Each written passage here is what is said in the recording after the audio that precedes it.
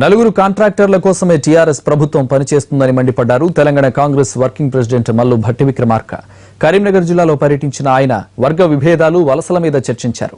జిల్లాకు చెందిన మాజీ ఎంపీ వివేక్ టీఆర్ఎస్ తీర్థం పుచ్చుకోవడంతో పార్టీ బలోపేతంపై కార్యకర్తలతో సమావేశమయ్యారు.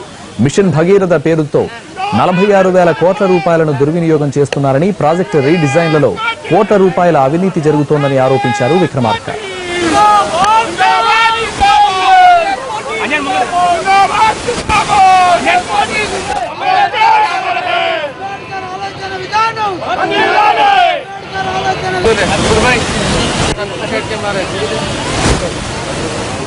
రాజకీయ దళారులు, దోపిడీదారులు, కళాశాల వ్యాపారులు,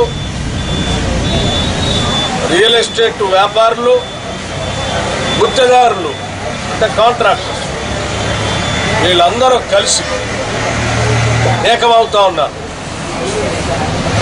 60 ఏళ్ల క్రితం ఏ కాంగ్రెస్ పార్టీ అయితే భూ సంస్కరణల పేరు మీద, బ్యాంకుల జాతీయకరణ పేరు మీద